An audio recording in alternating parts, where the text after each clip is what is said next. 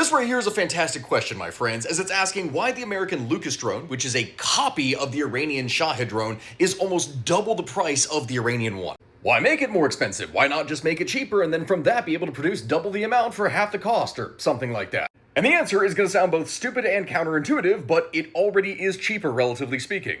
And I don't mean that in the literal dollar sense, because obviously $20,000 is cheaper than $35,000, but when you compare the fact that the $20,000 price tag is coming out of the Iranian economy, which is incredibly bad and has been collapsing for literally years, it starts to make a little bit more sense, and allow me to explain. Depending upon the source that you are looking at, the GDP per capita in Iran is anywhere between 4,500 and just under 6,000.